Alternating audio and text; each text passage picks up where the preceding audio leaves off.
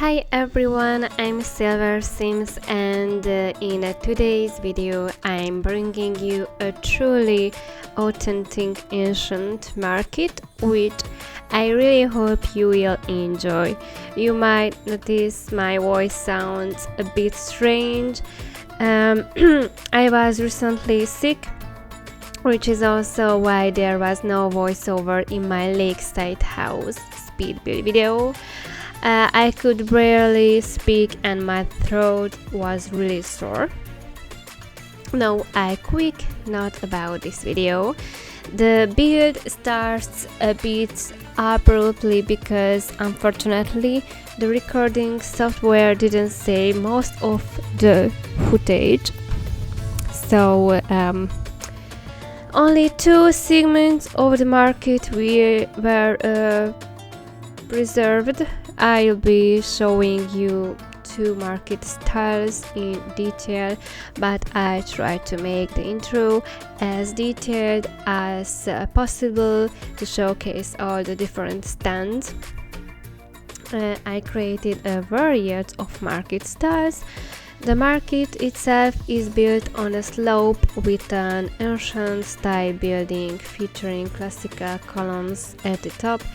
I'd call it an education institution where philosophers and teachers hold their lessons. On the right side, there are three smaller brick buildings. On the ground floor, you will find businesses, a pottery shop with vases, pictures, decorative pieces, and dining sets, a textile shop with fabric, carpets and clothing, and next to that a wine cellar with barrels, presses and winemaking tools. In front of the buildings in the market, a yard, courtyard where outdoor vendors set up their stalls.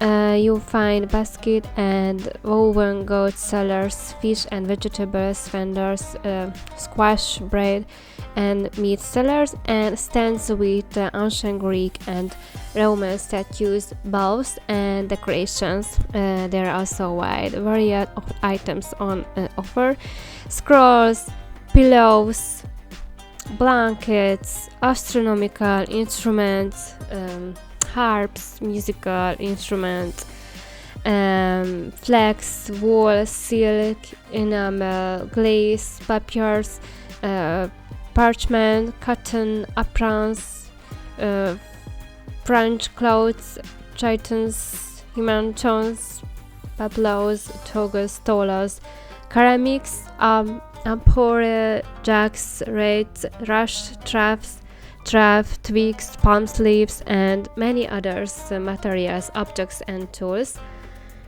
And I don't know how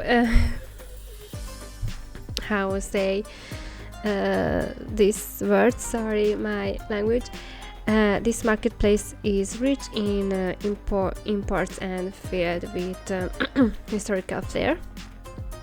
And this theme is very close to my heart because I love the Bible. I read it often and I always imagine first century stories in settings like this with the sounds, colors and sounds I try to create in the intro.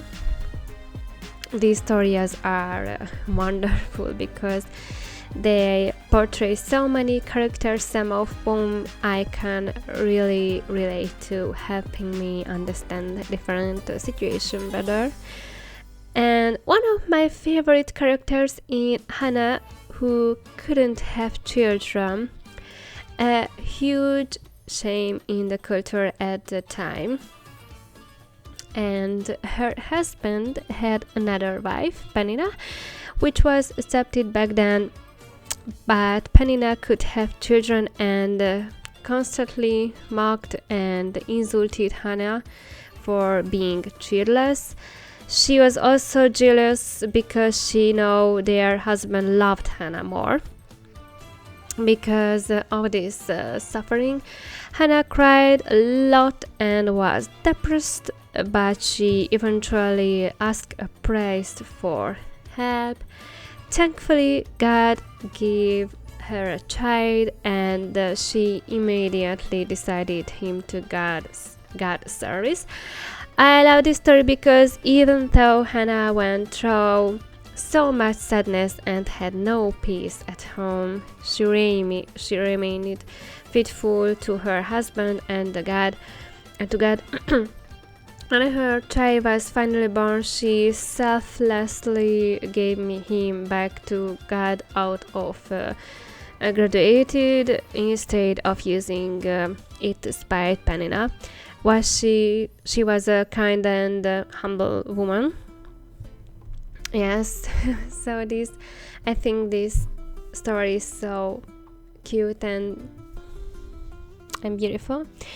But let's get back to the video. I hope you enjoy this little segment despite the hiccup, and don't forget you can download the full market from my Patreon. For more content like this, don't forget to subscribe to my channel, and I'll see you in the next video, which I can tell you will be super girly. So have a beautiful day and hug.